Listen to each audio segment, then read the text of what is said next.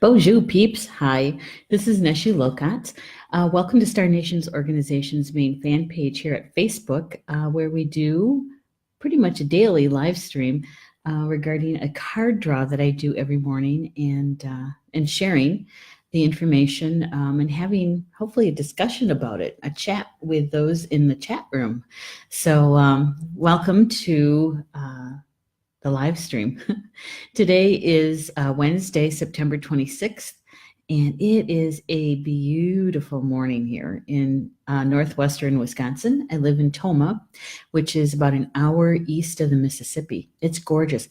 You can tell it's fall. It's cool. It's, you definitely need a jacket and you definitely need socks on.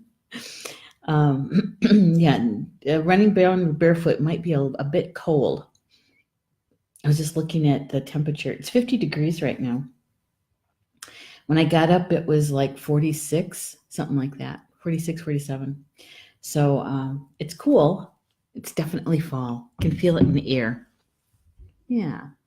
So good morning. Hey, good morning, Elise. Thank you for joining. Appreciate it. Gotta take some tea.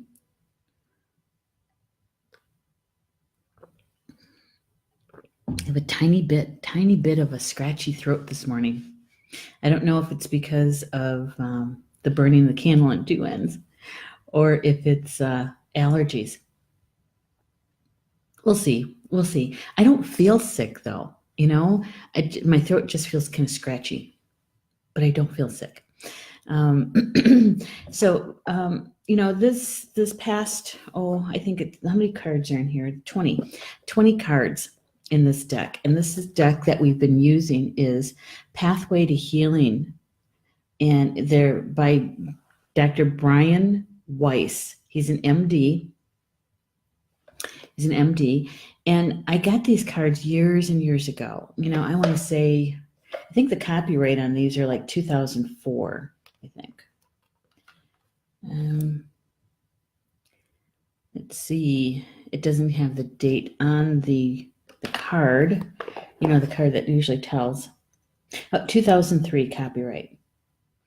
And illustrated by Sarah Wilkins and designed by Christy Salinas. Yeah. So Dr. Brian L. Weiss. How I ran across Brian Weiss is through, I think I saw him on Oprah years ago. And he was actually promoting this book, which is Same Souls, Many Bodies, Discovering the Healing Power of Future Lives Through Progression Therapy. I thought it was fascinating. He's a trained medical doctor, and he's a psychiatrist and a psychologist and a hypnotherapist. And what he does is he uses hypnosis with his patients, right? And in the book, he tells about how in those sessions, his patients would start telling him about past lives, remembering past lives and things that they had done that needed to be healed or forgiven, or those kinds of things, and how those past life situations were affecting this current life. And so the more they were able to heal, more able to release certain things, the better their life was and more healthier they were in this life. And then he had a patient. It was a woman who she was under hypnosis. She had been going to him for quite some time, and he was expecting her to be telling him about some past life or something like that. And what he realized, what she was telling him was not a past life, but the possibilities of a future life. Meaning that she, depending on what decisions she made in her current life, would affect her future lives. And she could see the two different paths, two different decisions, and how one would be affected by her decisions.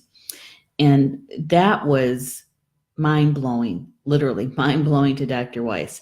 And so he started working with her more specifically about progression therapy. That's what he called it. Right. And so when he designed these cards or came up with the cards, I can tell, that they were done in 2000, early 2000, because of the words that they use, the jargon. They're not exactly how they probably would be expressed in today's energy field, but you can tell, and you can also tell he's a medical doctor. So, but I like the cards. The sayings on them, or the affirmations on them, is what I'm calling them. They're really good. It's like I could see this as a mantra or an daily affirmation as you're healing, or as you're dealing with a situation. They could be very, very helpful. For instance, this morning's card is, I trust in the wisdom of my experiences.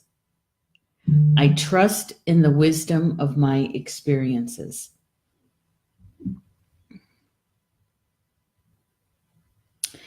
And my phone keeps buzzing. I'm thinking, who's trying to get a hold of me? Some people forget that I'm doing a live stream. Sometimes they're clients or coaching clients or something like that. And nope, it's my sisters. they're having some sort of discussion that I'm tagged in, because it keeps buzzing. So on the back side of this, it says, experience is more powerful than belief. What you were taught when you were a young child might, I can't read that with the glare, might be true or not true. When you experience, you will know.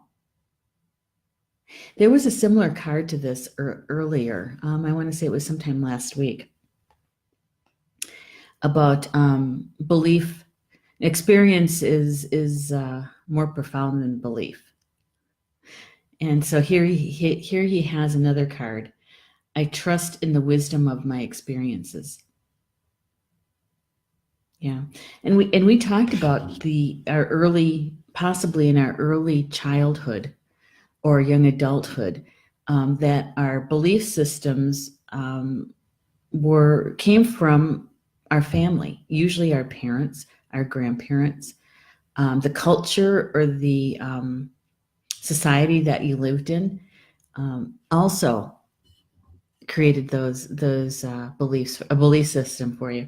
And as a young person, generally speaking, we go along with it, right? And it's like, okay, that's the way it is. It's not until we start getting older that we start questioning, is that a truth for me?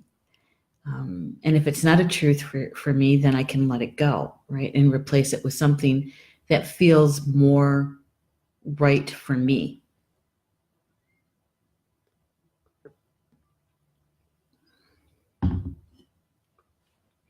But I like this. I think this makes a really good mantra. I trust in the wisdom of my experiences. Yeah. That, and I've shared this with all of you before, is that I do believe that everything that we experience, everything, from our childhood up to the present moment, and some of that is in preparation for the use of our gifts that we came in with, or preparing us for our soul work. It's gathering those tools found in those experiences. For instance, I shared with you one time in these live streams that I worked at Stand Rock Indian Ceremonial. I was a dancer and an usher. I started out as a dancer and then switched to ushering when I was 17 and worked as an usher for, I think it was a year or two in the summers.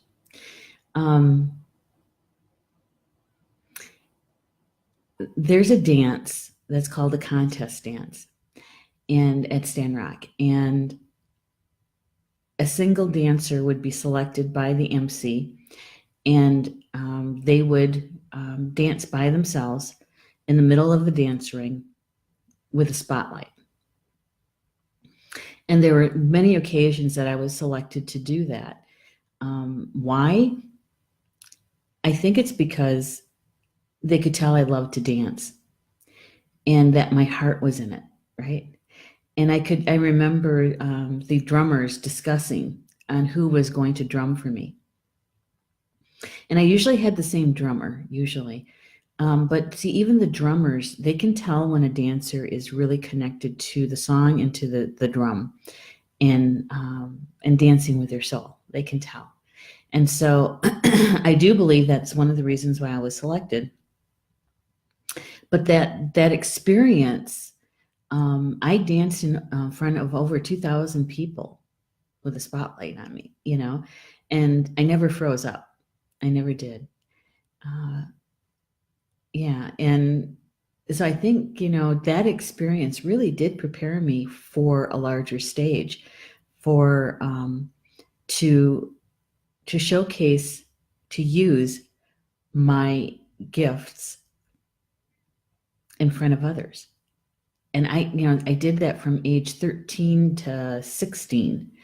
And in that particular, situation. In my younger years, I started dancing professionally, Native American dancing, when I was 5, in front of groups of people, and parts of being in parades, in my regalia, doing photo shots for the tourist season in the Dells, Wisconsin Dells. And so, I was always put out in front of an audience of sorts.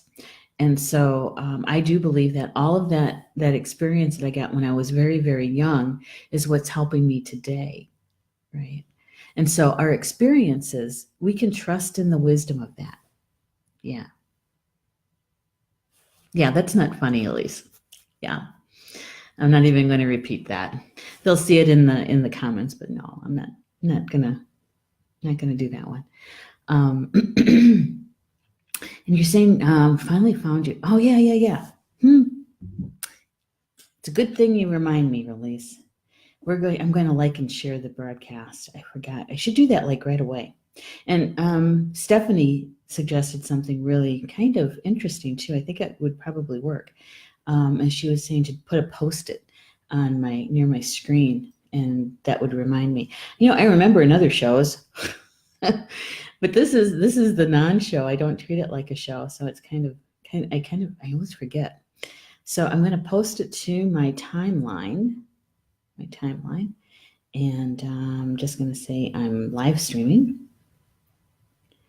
And please join me. Oops. That's what happens when you hit the wrong key. And you can't be faster than the keys. There's one, and then I'll do to the closed group for Star Nations, because that's where a lot of the community members hang out. And so we'll let them know that I'm live streaming.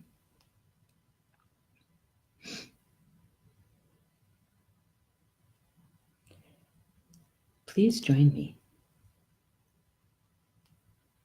There, that's done. I know it doesn't take very long. I just have to remember to do it. There we go. All right. Hi, Donna. Donna Welch is just joining us. And Mary Ellen. Good morning, Mary Ellen. Deanna's with us. Hurts to you too. Okay. All right. So for those just joining us, this is the card that was drawn today. I trust in the wisdom of my experiences. Yeah. And on the back side, it says, experience is more powerful than belief. What you were taught when you were a young child may be true or not. When you experience, then you know. Right? When you experience, then you know. The other thing that came to mind when I read the card this morning is When I taught certification courses for space clearing and feng shui, especially space clearing, I've been space clearing, helped my mom creating sacred space since I was 13. So, got lots of years, lots of years under my belt for space clearing. When I was teaching those certification courses, one of the things I would share with the students is the only way that we really get good at anything is by doing it, right? So you prepare, yes, prepare, but your skills only get better with practice, with actually doing. And for a lot of reasons. One, you get more comfortable, you get more self-confidence is a good word.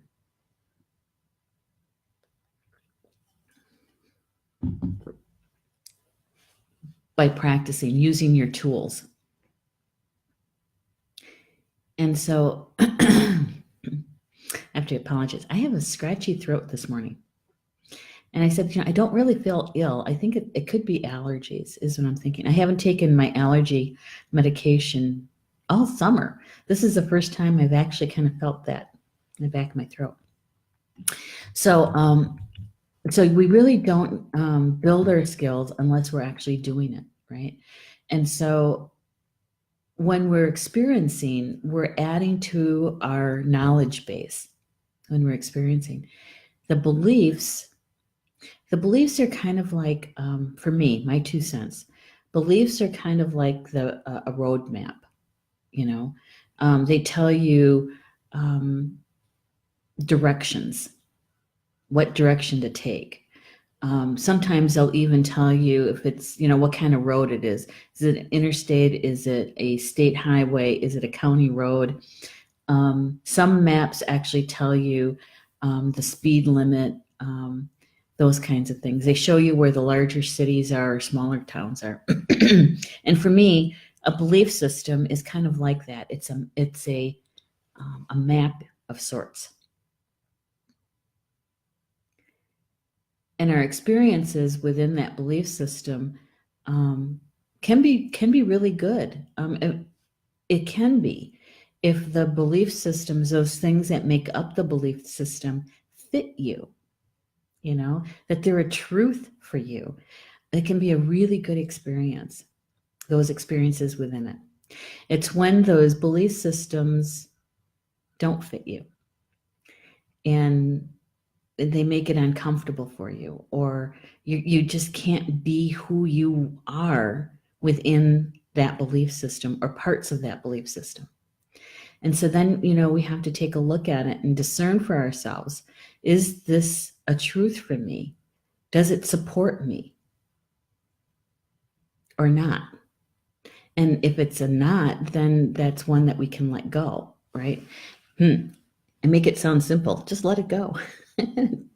It's not. It doesn't have to be difficult, but it, usually what happens is that the people around us who are within that same belief system start noticing that we're different.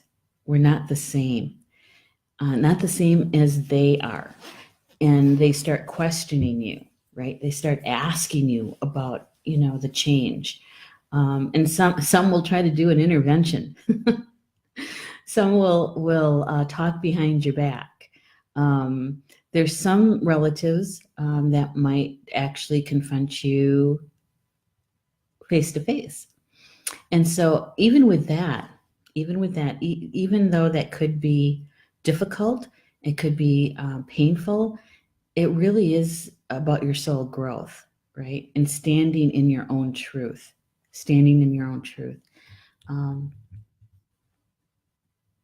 Yeah. Sometimes that happens when we discard parts of our belief system that we might have grown up with. For instance,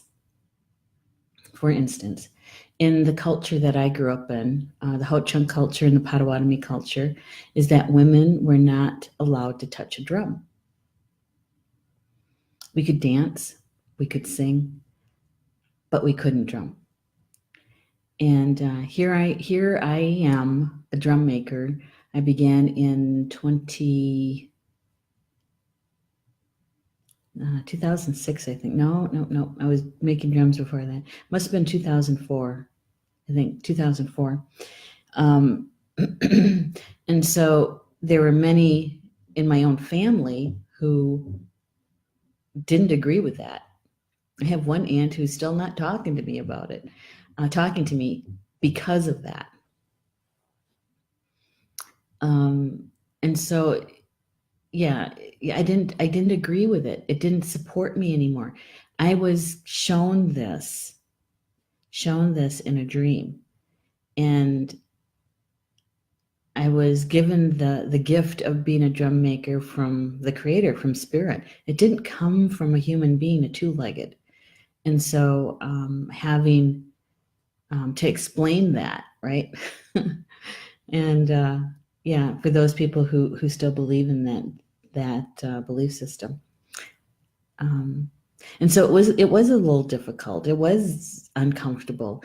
It was at one point downright painful to have to stand up for what I believed in my own truth, and letting go of a belief system that did not support me. Now you fast forward to the present day, and now there are so many women drumming from different native cultures, including the Ho-Chunk and Potawatomi cultures. Now that doesn't mean to say that there's other Native cultures, Native American cultures, that do allow women to drum, and always have. It was just these two particular cultures that I'm involved in that did not. And so as time has moved forward, that belief system around drums and women has relaxed some, and that there are women who are allowed to drum and to touch a drum, to make a drum, which is really good. But in those early days, it wasn't like that. Yeah, and so had to stand up for myself. Yeah. Hello, Jackie. Jackie Long is with us. Najdowski. I don't know if I pronounced that right. I don't know. And Donna's saying that is so true. Yes, it is. It is true. So the card, I like this as an affirmation. I trust in the wisdom of my experiences. My experiences. And that sometimes our belief systems that we were taught when we were young may or may not be true.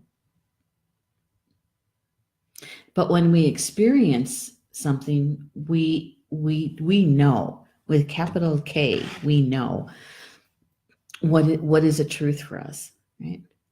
Yeah, pretty good. So those in the chat, the live chat, I have a question for you. Have you ever discarded or made a decision that a belief that you grew up with is no longer a truth for you? And what did you do? Did you let it go? Did you just decide to stay within it and try to do the best you can with it? What was that for you? Yeah, because that's a part of our soul growth, I believe. It's part of our soul growth.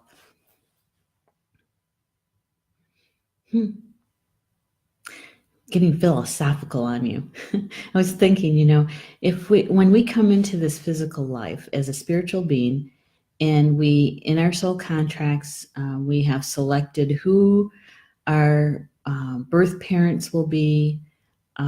We've selected, the gender that we're going to be, the race, if you will, the culture, that sort of thing. And so in some respects, at a soul level, we already knew what we were coming into when it comes to belief systems. We already knew that.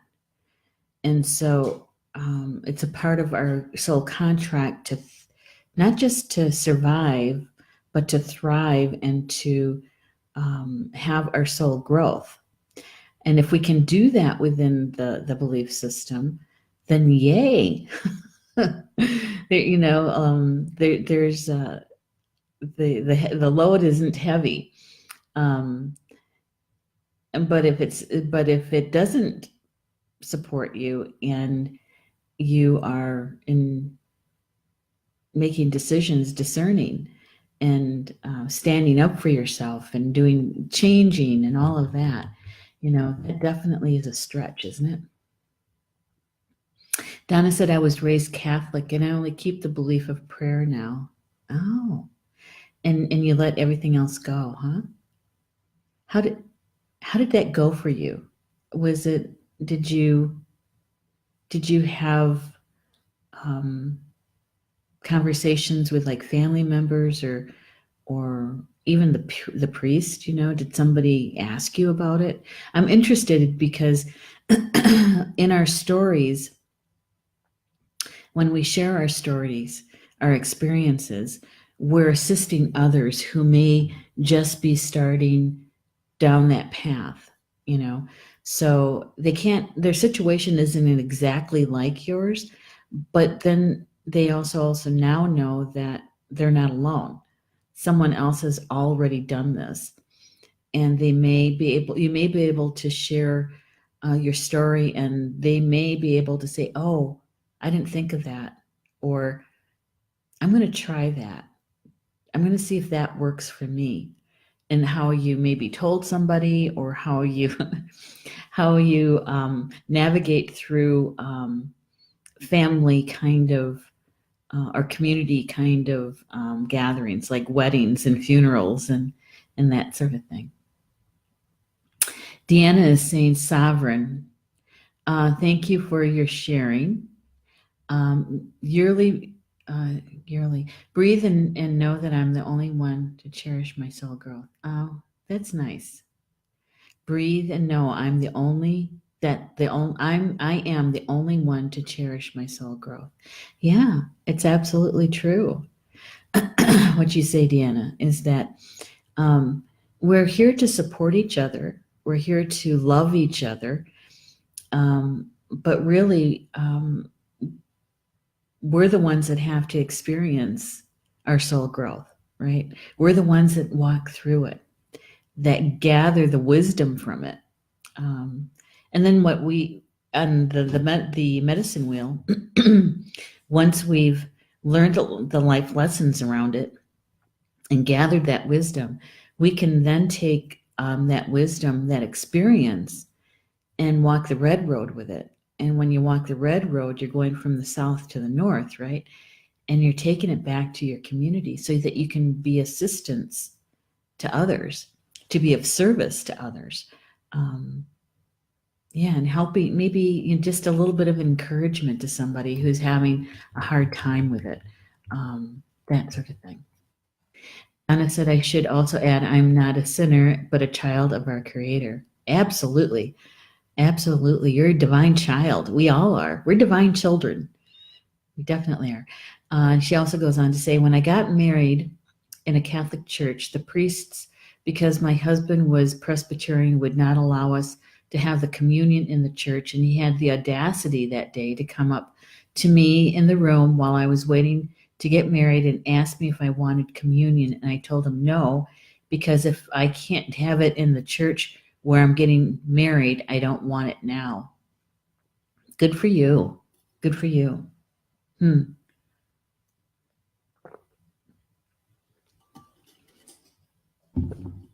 Yeah. Takes courage to do that. To speak your truth, right? To speak your truth. Jackie is saying, I was raised Catholic, but I no longer practice any part of it. I had to let it go. It no longer was something I could believe in. Family was not happy, but I found my ancestors in the Red Road, and that felt right and true. Ah, Jackie. See, in sharing our stories, it brings tears to my eyes, Jackie, because it's very similar, I wasn't Catholic, but um, it wasn't even about Christianity per se. It's about standing up for my birthright, right? As a Native woman, even within our own culture, within our own culture. Yep. And then because we're sorry, because we're kind at the same time. Try to do it in a good way, they say, right? Do it from your heart.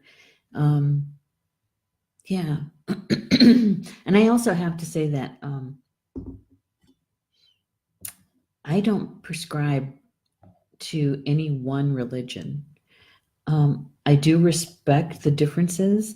I respect someone else's ceremonies. In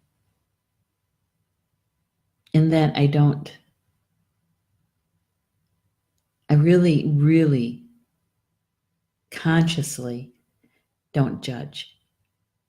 Well, it doesn't mean that because I'm human, that doesn't mean that I may have a thought or two when something comes up, and if I express it, I try to do it in a kind way, but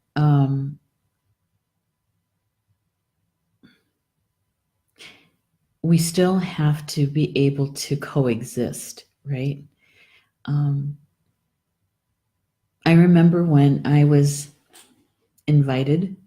asked about for a traditional Native American religion called the Medicine Lodge. That is not like a Christian church where you can go and visit for a little while and decide, is this something for me or not, to become a member or not. It's a religion where it's called a closed society, right?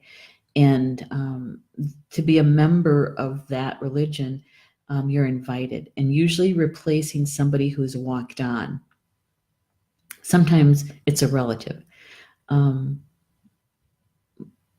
but I had a lot of years of stepping out of the gender um, restraints, right? Because you're a woman, you can't do this. Because you're a woman, you have to do that. Um, those kinds of things. And yet, my heart says that there's more to religion than tithing, than supporting church with gold, so to speak. And so, yeah. So there's just we have to discern for ourselves what our belief systems are, and if they come from a larger society, a larger group of people, then we have to discern for ourselves what supports us and what doesn't, right? All right. Anna's saying, yes, it does. Jackie's saying, exactly. Deanna is saying, my grandfather would not acknowledge my native heritage, said we did not speak of it. I said, I understand you were taught this. However, I would be honoring the heritage of mine. We smiled at each other. Oh, my goodness, Deanna.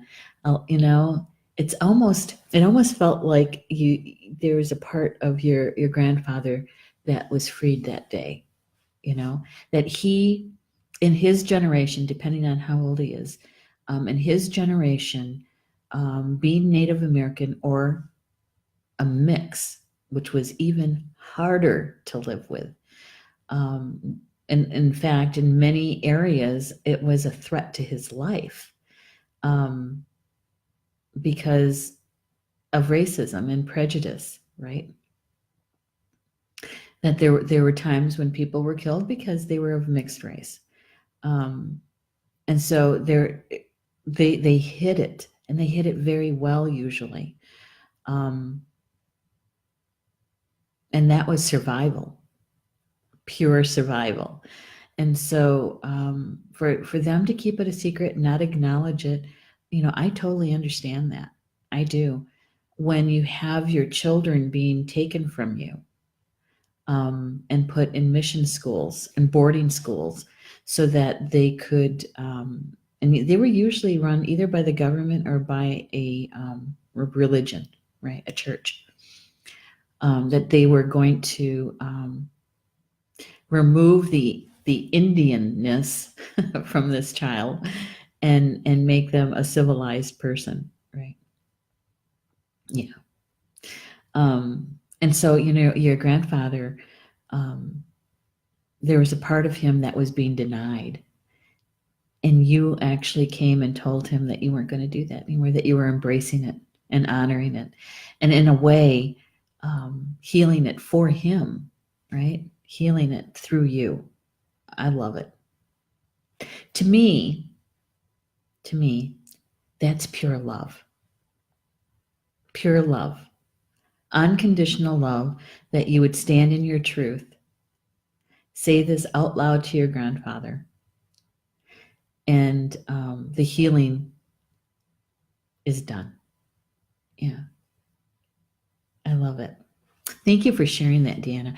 I meet many people who have Native American heritage. Many times didn't know their Native parent because, the parents split up. The parent that had the physical custody moved away, or they didn't allow contact with the Native family. And so here's a child who grows up not knowing that aspect of themselves, and they kind of feel lost. They know, they might find out that they do have this ancestry, and they're constantly searching to fill that void.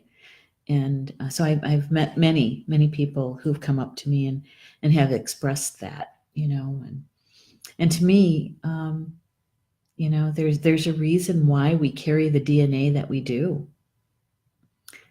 We selected it in our soul contract. There's a reason why we have the DNA that we do, whether it's Native American, whether it's African American, whether it's Asian or Viking, or, in the mixture of it all, we carry all of those memories of our ancestors literally in our blood and bones. There's a reason for that. It's not a coincidence or haphazard. Jackie is saying, that's how my family was. Being mixed was hidden until I came along and was proud of it. Good for you, Jackie. Good for you. You want to hear something kind of funny along the same lines? Funny and ironic, kind of funny. In my family, on my mom's side, well, actually both sides, both my dad and my mom. And on my mom's side of the family, we have French Canadian ancestry. Let's see, it would be my great, and possibly three greats, grandfather was French Canadian, red hair, yeah, Celtic, yeah. And nobody talked about it. No one. Until probably, my Michel passed away. He walked down in 1978. So we probably didn't talk about it until, I want to say, probably 1977. Mm-hmm.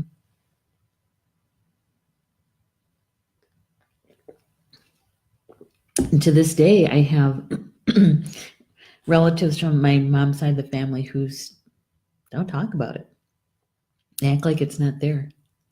And for me, it's like, if you don't acknowledge it, that you are not acknowledging yourself, that you don't consider yourself in your wholeness, WHOLE, in your wholeness. And that in Native America, when you're an enrolled member of a tribal nation, we talk about ourselves in fractions. I am half this, quarter that, 3/4 this, eighth this, 1/16 that. But that's how the U.S. government has it set up. And in order to be recognized, we have to be able to fulfill that criteria, call enrollment criteria.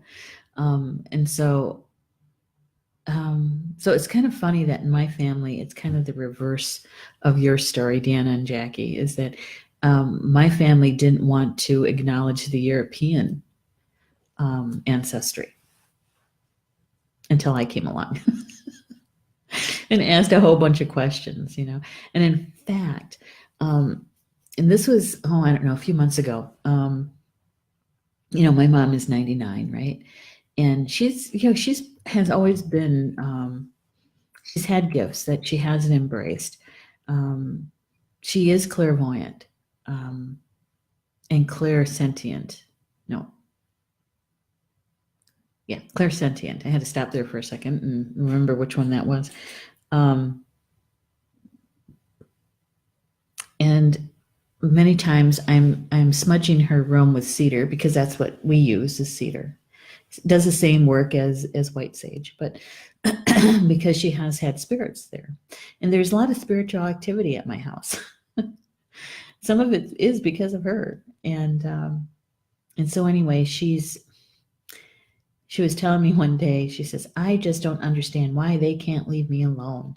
I just want peace and quiet. Why do they have to be here? And I said, who are you talking about? And she said, those women that were here. And I said, what women? And she described them to me. Very European dress. You know, they kind of had the high collar and lace, and their hair is up, and kind of Victorian feeling in a way. And I said, well, they don't sound Native American, huh? And she goes, no, they weren't. So I wish they would just leave me alone. I told them to go home. So as I'm smudging her room, right, she's saying this to me.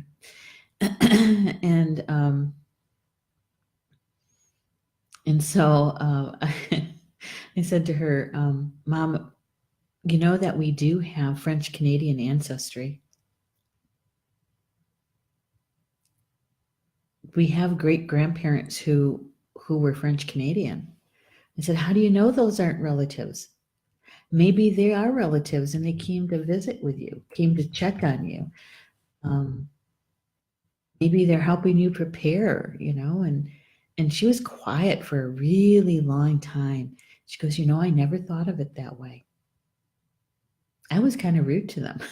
And I said, well, I'm just saying, you know, that all of our relatives may not look Native American, may not feel Native American.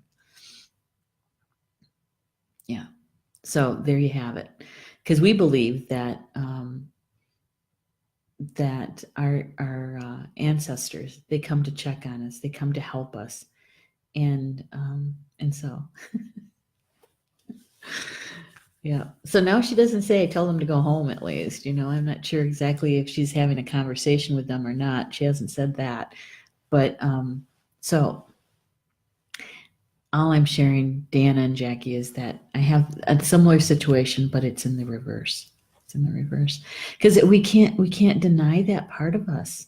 We can't. It would be like denying denying ourselves of that wholeness, right? Yeah, and actually the full love that we could have for ourselves, that we're supposed to have for ourselves, that is surrounding us anyway. You know, the universe, what do they say, is has a frequency of love. And so when the universal energy is flowing through us, we're literally filled with love. You know, we have to remember that. There's a part of us that senses it all the time. It's the mental mind that does the trick, you know, that puts us in that situation of having to work hard to have the frequency of love. It's not true. Not true. So I like this card.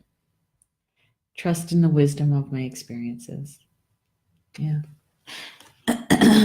You know, I have to tell you that this deck of cards, this one that we've been using for 20 days, this was the last card in this deck. Yeah, we went through the whole deck. And so in the next live stream for the card draw, we're going to be using a new deck. And I'll tell you a little bit about that probably in the chat here because I don't remember the name of it. It just came the other day. I haven't had even a chance to crack it open and dedicate it to the light. I haven't done that yet. So tomorrow's live stream for the card draw, what I'm thinking I'm going to do is skip tomorrow so I have time.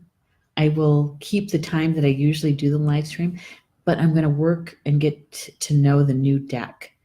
And then we'll start with a new deck on Friday in the live stream, okay? That'll give me a little time to be able to work with it and to be with those new cards, to bring them into my energy field. Yeah, I think that's what we're going to do because you know what? I'm working on the Star Nations magazine. We're at the very beginning of the layout process, and it's kind of a busy time for me with this because we have some of the articles for the October issue are coming in already, and I need to start working with those and working with the photographs and that sort of thing, getting them prepped for Elf Elm to lay out the magazine for us. So if I don't do the live stream tomorrow morning, it'll give me at least 45 minutes to an hour to spend with the new deck. And the new deck is based in Native America, Native Americanness. It's Native based. We need to come up with a word with that one. So anything and everything that we shared today in this card draw live stream, if it resonated with you, my suggestion is to grab it, embrace it, watch how the energy unfolds for you today and how this information could be helpful to you as you watch it unfold. There's a lot of traffic on this road today. I don't know what's going on. And George is sleeping under my chair. Not really caring if there's big trucks out on the road. If the information didn't resonate with you, that's all right. You can just let it go, let it lie. No worries. And what I've been adding to this part almost every day is you are possibly a messenger.